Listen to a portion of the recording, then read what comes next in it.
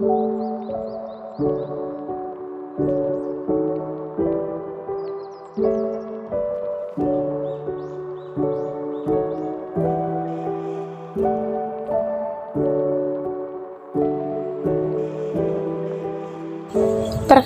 nama saya Maira Rizky, tugas saya adalah mengedit video. Nama saya adalah Divini Aurora Dibowo Putri, tugas saya adalah merangkum materi. Nama saya adalah Elvi Kayurini, tugas saya adalah merangkum materi. Nama saya adalah Salsabila Putri, tugas saya adalah membuat PowerPoint. Berikut adalah pengertian dari Perang Aceh. Pengertian Perang Aceh. Perang Aceh adalah perang Kesultanan Aceh melawan Belanda yang dimulai pada tahun 1873 hingga tahun 1915. Sultan Aceh Muhammad Daud Shah menyerah pada Januari tahun 1904. Akan tetapi, perlawanan rakyat Aceh yang dipimpin oleh raja-raja feodal atau Ule Balang dan para ulama dengan perang gerilya masih berlangsung hingga tahun 1915. Dan perlawanan sporadis rakyat Aceh terus berlanjut hingga tahun 1942. Pada tanggal 26 Maret 1873, Belanda menyatakan perang kepada Aceh dan mulai melepaskan tembakan meriam ke daratan Aceh dari kapal perang Citadel van Antwerpen. Pada tanggal 5 April tahun 1873, Belanda mendarat di pantai Ciremen di bawah pimpinan Johan Herman Rudolf Kohler dan langsung bisa menguasai Masjid Raya Baitur Rahman. Kohler saat itu membawa 3.198 tentara dan sebanyak 168 diantaranya adalah para perwira. Sejarah dalam Perang Aceh.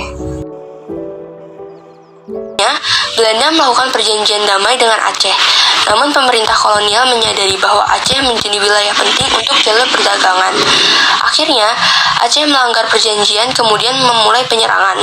Belanda membawa pasukan perang sampai 3.000 orang dan mendatangkan kapal-kapal perang. Perang dipimpin oleh Mayor Jenderal Kohler, pemimpin pasukan. Serangan pertama dimulai di ibu kota Aceh, Masjid Baitur Rahman. Perang melawan pasukan Belanda ini berlangsung selama 2 minggu, sampai akhirnya Belanda berhasil menduduki istana. Namun, perjuangan Belanda menaklukkan istana ternyata sia-sia karena Sultan Aceh dan keluarganya berhasil melarikan diri. Sultan Aceh pergi ke daerah Lueng Bata di Aceh. Mengutip dari buku IPS Terpadu Sosiologi Geografi Ekonomi Sejarah, Perang Aceh terus terjadi hingga tahun 1912. Pahlawan wanita Cut Nyak Dien berjuang dalam Perang Aceh sampai akhirnya menyerah di tahun 1905. Kemudian perlawanan dilakukan oleh pejuang wanita lain yaitu Cut Nyak Mutia. Namun Cut Nyak Mutia gugur dalam perang di tahun 1910. Perang Aceh terus terjadi di tahun 1912 meski banyak pemimpin yang gugur di medan perang. Perang Aceh berakhir setelah Belanda memakai strategi divide et impera. Strategi divide et impera atau politik adu domba. Strategi ini digunakan untuk memecah belah kedua pihak. Proses dan fase dalam Perang Aceh. Perang Aceh pertama yang terjadi pada tahun 1873 sampai 1874. Ibrahim Alfian dalam Perang Kolonial Belanda di Aceh. Perang diawali pada 26 Maret 1873 ketika geledak kapal komando Citadel van Antwerpen secara resmi menaklukkan perang terhadap Kerajaan Aceh Darussalam. Saat itu Belanda tidak langsung melakukan penyerangan. Pihak Aceh pun melakukan mobilisasi umum gunanya untuk menghadapi perang yang sudah ada di ambang pintu itu.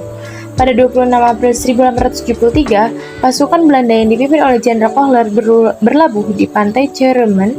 Seketika itu, pasukan Aceh yang dipimpin oleh Panglima Polim dan Sultan Mahmud Shah dengan semangat jihad fisabilillah langsung menggempur pasukan Belanda dengan meriam. Keberhasilan pasukan Aceh dalam mempertahankan wilayahnya mengakibatkan Belanda kewalahan dan memutuskan untuk menghentikan serangan dengan menghimpun kekuatan maupun strategi baru. Perang Aceh yang kedua terjadi pada tahun 1874 sampai 1880. Ekspedisi kedua ini dipimpin oleh Jenderal Jan van Swieten.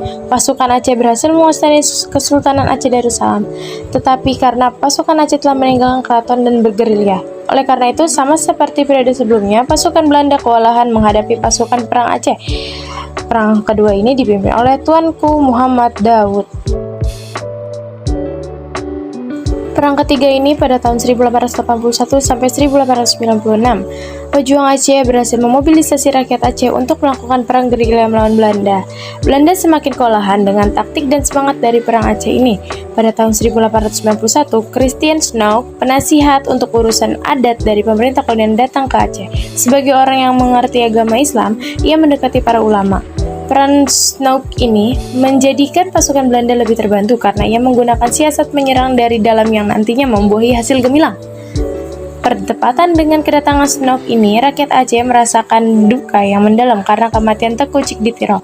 Salah satu pemimpin Aceh lainnya yaitu Teuku Umar dikabarkan menyerah pada Belanda, namun itu ternyata hanya taktik sementara untuk memperlemah kekuatan lawan.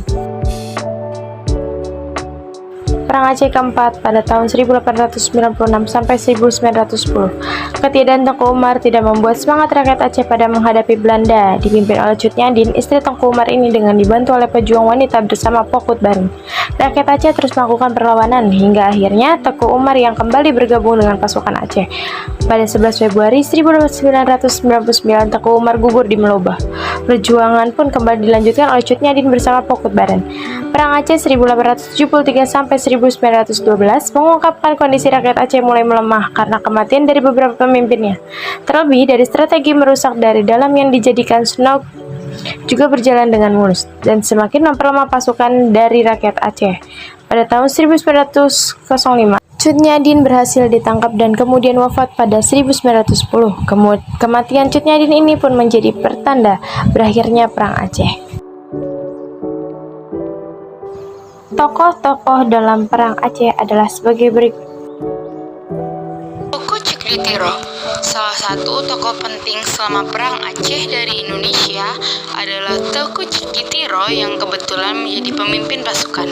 Ketika itu, Teuku Cikditiro melawan pemimpin Van der Heyden ketika menyerah Aceh Besar. Teuku Cikditiro kemudian gugur di tahun 1891. Umar. Berlanjut di tahun 1893, Teuku Umar melakukan sebuah penyerangan. Selain itu, Teuku Umar berhasil meloloskan diri pada Maret 1896 setelah ia ditawan. Kemudian, ia gugur di Meolaboh pada 11 Februari 1899. Sultan Daud Shah dan Panglima Polim. Kedua tokoh di atas ini sudah melakukan sebuah perlawanan sampai pada akhirnya Sultan Daud Shah dan Panglima Polim dipaksa menyerah pada Belanda. Cut Nyadin. Cut Nyadin melanjutkan perjuangan sang ayah melawan pemerintah Belanda. Sampai akhirnya, Cut Nyadin dan pengikutnya ditangkap pada 7 November 1905. Tokoh pahlawan ini diasingkan ke Sumedang, Jawa Barat. Tanggal 6 November 1908, Cut Nyadin meninggal di tempat pengasingan. Selanjutnya ada dari Cut Miotiah. Cut Miotiah melakukan perang gerilya dan spionasi melawan Belanda di tahun 1901. Suaminya, Cik Tunong, dijatuhkan hukuman tembak mati oleh Belanda. Setelah suaminya tewas, Cut Miotiah tetap melanjutkan perang bersama Pang Nangroy. Perlawanan tersebut berakhir 25 September 1910. Setelah Pang Nangroy meninggal dunia, Cut Miotiah tetap mengikuti perang gerilya. Pada 25 Oktober 1910, Cut Miotiah meninggal dunia di medan perang. Berikut adalah sebuah dampak dalam Perang Aceh. Dampak dari Perang Aceh. Perang Aceh adalah perang Kesultanan Aceh melawan Belanda dimulai pada 1873 hingga 1915. Politik pasifikasi Belanda berdampak pada kehidupan sosial budaya masyarakat Aceh karena ekonomi dan pendidikan masyarakat menjadi bertambah baik. Namun, pemerintah Belanda tetap tidak berhasil menguasai Aceh sepenuhnya karena rakyat Aceh tetap melakukan perlawanan hingga Belanda meninggalkan Aceh pada tahun 1942. Jenderal Kohler tewas dalam pertempuran memperebutkan Masjid Raya. Pada bulan Desember 1873, pasukan Belanda dipimpin oleh Letnan Jenderal Van Swieten dapat menduduki istana serta memproklamirkan bahwa kejaraan Aceh sudah takluk. Berikut adalah sebuah hikmah dari Perang Aceh. Hikmah Perang Aceh memotivasi anak-anak penerus bangsa untuk menghormati jasa para pahlawan. Kita dapat hidup tanpa peperangan sekarang. Memotivasi untuk selalu menekuni kegiatan-kegiatan aktif sekolah, dan kita harus tidak mudah menyerah dalam menghadapi tantangan. Rela berkorban untuk bangsa dan negara, gigih dalam melawan para penjajah, tidak takut terhadap musuh walaupun jumlahnya banyak, berani dalam membela kebenaran, selalu mementingkan bangsa daripada pribadi.